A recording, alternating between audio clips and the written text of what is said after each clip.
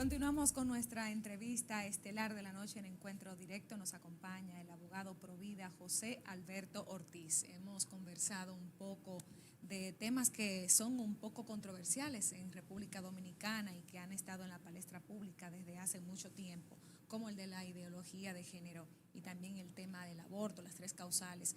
A propósito del aborto, fue aprobada en España una legislación que ahora permite a los niños o niñas, más bien, a partir de los 16 años, abortar sin el permiso de sus padres. ¿Qué opinión le merece esto a usted?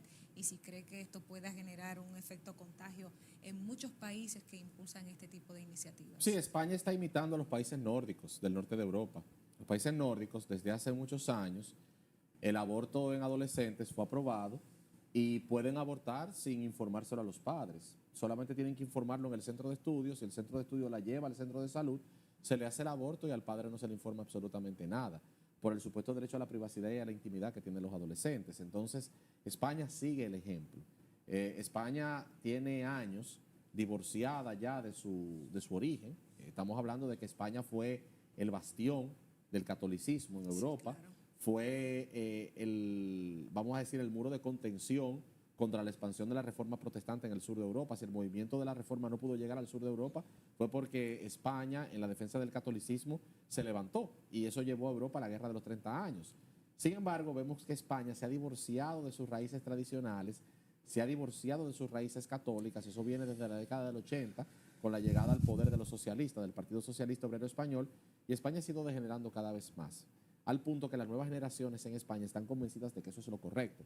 Fíjate cómo en el año 2008, cuando España trató de volver al aborto con causales, España aprueba el aborto con causales en 1985, y en el 2005 España aprueba matrimonio homosexual, adopción de niños por homosexuales y aborto libre. En el 2008, cuando gana el Partido Popular, y el Partido Popular con Mariano Rajoy regresa al poder, en el 2011 regresan los populares al poder. Los socialistas duraron 7 años con José Luis Rodríguez Zapatero a la cabeza. En el 2012, el gobierno de Rajoy propone que España regrese al aborto con causales. Vamos a eliminar el aborto libre y vamos a permitir el aborto bajo causales, como estaba en 1985. La juventud española se tiró a la calle a protestar y el ministro de Justicia, que fue quien propuso la reforma a la ley, tuvo que renunciar para que el gobierno no se cayera. ¿Por qué? Porque es que la ley es la maestra moral de una nación. Fíjense, cuando Dios le entrega al pueblo judío la ley a través de Moisés en el monte Sinaí, la ley era la enseñanza moral para el pueblo judío. Y el mismo ejemplo sucede en las naciones de hoy. La ley es una maestra moral. ¿Por qué? Porque si los niños y los jóvenes crecen con una ley que aprueba ciertas conductas, ellos entienden que eso está correcto. Si un país aprueba el aborto, las futuras generaciones de niños y de adolescentes que están creciendo van a entender que abortar es bueno. ¿Qué ha pasado en España? España tiene ya más de casi 40 años con aborto permitido, casi 40 años de aborto con causales, tiene ya casi 20 años con aborto libre. La juventud española entiende que abortar es bueno. Entonces, si la adolescente dice, pero si a una adulta le permiten abortar, ¿por qué a mí no me permiten abortar? Si en la escuela me enseñan que yo puedo tener relaciones sexuales con quien yo quiera, sea hombre o sea mujer, y cuando yo quiera, incluso que hasta puedo tener relaciones sexuales con adultos, que ese es otro tema que hay que tratar, muy peligroso, porque la ideología de género también incluye la pedofilia, algo que no se trata.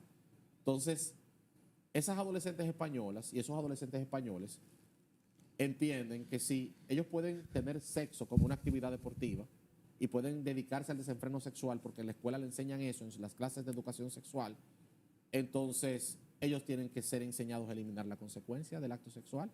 Entonces, ¿por qué no pueden abortar? Entonces, por eso España y otros países aprueban este tipo de leyes, porque tienen que ser coherentes con la aberración que están enseñando en las escuelas. Si lo estamos enseñando a tener sexo como deporte, vamos a enseñarlo a eliminar las consecuencias de su actividad sexual desenfrenada. José Alberto, como abogado, ¿qué te opinas de esta situación de Haití y el comportamiento del gobierno con lo de la ley migratoria?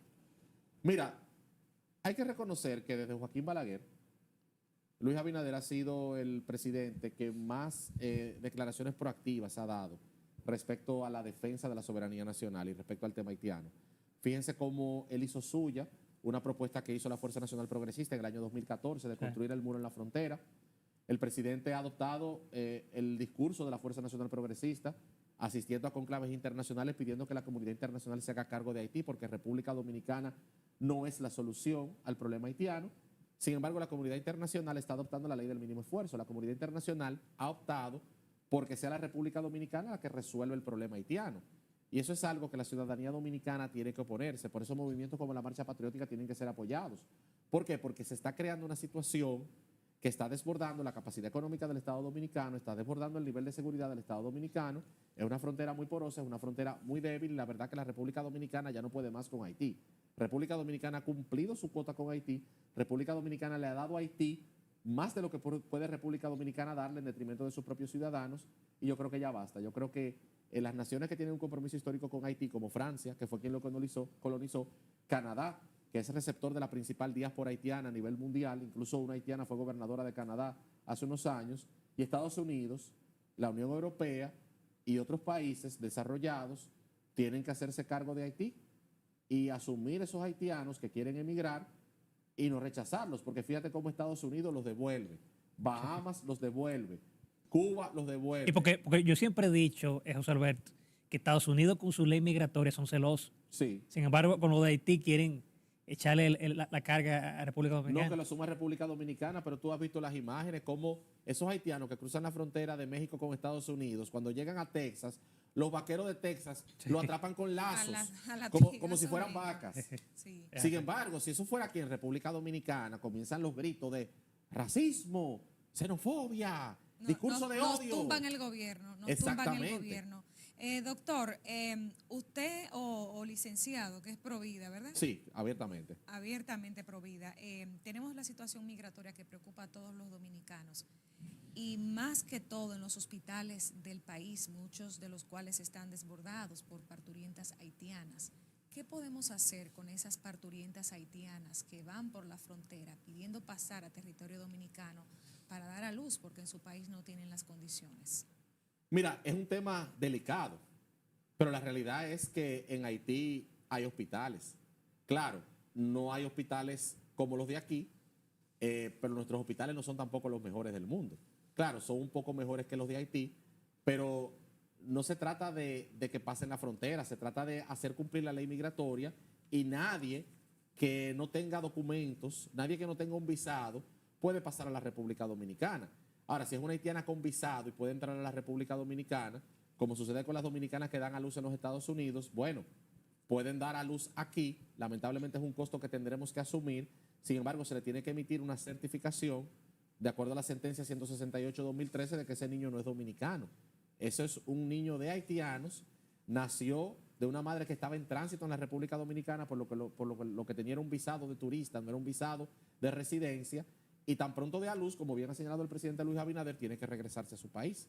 Igual que la dominicana que da luz en Estados Unidos, cuando se le vence el tiempo de estadía, tiene que regresar a la República Dominicana. Ahora, en el caso de los haitianos, esas mujeres que dan a luz en República Dominicana, primero se le tiene que emitir una certificación de que ese niño no es dominicano, y por ende tiene que registrar su nacimiento en Haití como haitiano, aunque se le dé un acta de nacimiento dominicana, pero no es dominicano, y así lo debe especificar el oficial de Estado Civil.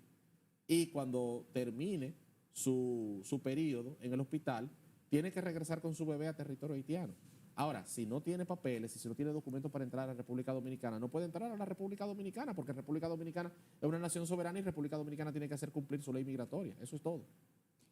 Y su opinión al respecto, licenciado, sobre cómo usted cree que se ha manejado el gobierno ahora ya en este 2022 el tema de la delincuencia, de la criminalidad que ha azotado mucho al país. Bueno, la verdad que el tema delincuencial ha sido un desafío para el gobierno dominicano, y la verdad que molesta mucho ver cómo el presidente de la Comisión Nacional de Derechos Humanos comienza a criticar las ejecuciones extrajudiciales. Sin embargo, yo tenía años que no oía escuchar a ese señor. Ese señor siempre denuncia a la policía, pero yo tenía años que no lo escuchaba. Y nunca lo escuché hablar acerca de los derechos humanos de la ciudadanía que se siente insegura en sus propias casas, de que ya no está segura dentro de sus casas y la delincuencia los está azotando. Entonces, si en los intercambios de disparos fallecen los delincuentes, la policía está actuando en el cumplimiento de su deber. ¿Por qué? Porque cuando la policía va a arrestar, personas de ese perfil, que se sabe quiénes son, esos delincuentes no se van a dejar agarrar, van a responder de mala manera. Y entonces la policía tiene que defenderse. No estamos de acuerdo con las ejecuciones extrajudiciales. Yo entiendo que todo el que violó la ley tiene que enfrentar un debido proceso, de acuerdo a lo que dice la Constitución, de acuerdo a lo que dice el Código Procesal Penal. Pero si la policía, que es el cuerpo que tiene que preservar el orden, va a arrestar a un ciudadano que está imputado o que es sospechoso de haber cometido una serie de delitos y va a ser arrestado, y ese delincuente responde a matar a los policías tienen que defenderse. Y molesta mucho que el presidente de la Comisión Nacional de Derechos Humanos solamente critique las acciones de la policía, pero no critique las acciones de la delincuencia frente a una ciudadanía que somos mayoría y que ahora mismo estamos desprotegidas.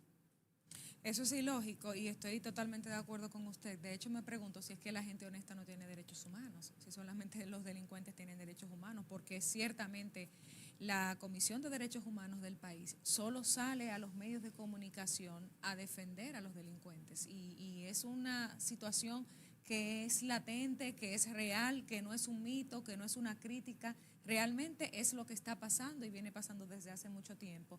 Me gustaría que compartiera con nuestra teleaudiencia un mensaje ahora de Navidad a las familias dominicanas, porque ya estamos culminando este año 2022. Miren, Navidad, no, aunque se celebra en familia, Sí. se celebra, la gente entiende que es un tiempo de esparcimiento, pero no perdamos el sentido de la Navidad. La Navidad es un tiempo estelar en la historia de la humanidad. ¿Por qué? Porque es la época en la cual celebramos el nacimiento de Jesús. Sí. Y el nacimiento de Jesús representó un antes y un después en la historia de la humanidad. Se trata de celebrar la llegada de Dios mismo a la tierra en la figura de un bebé, representando la redención contra el pecado. Estamos hablando, porque es un momento estelar en la historia de la humanidad, porque el hombre estaba separado de Dios a causa del pecado. Y al nacer Cristo Jesús del vientre de una virgen, como estaba profetizado en el Antiguo Testamento por el profeta Isaías, en la ciudad de Belén, nace el Salvador, a quien todo aquel que crea en él obtiene la vida eterna y es redimido de su vida de pecado, encuentra el perdón. El hombre no se puede salvar por sí mismo, el hombre no se puede salvar por su propio esfuerzo. El hombre necesita un redentor y ese redentor se llama Jesucristo. Y eso es lo que nosotros tenemos que celebrar en este tiempo, abrazar la persona de Jesús, creer en su sacrificio perfecto en la cruz y saber que en esta época estamos celebrando un tiempo de gracia que Dios tuvo con la humanidad. Excelente, un tremendo mensaje, José Alberto, al país, especialmente ya que uno está en la recta final de este año 2022. Agradecerte, José Alberto, Gracias, por tu Ramón. participación. Gracias, María Cristina. Un placer. Que tenga buenas noches. Bien, amables televidentes, nos vamos a una pausa comercial y en breve retornamos ya a la rectica final de Encuentro Directo.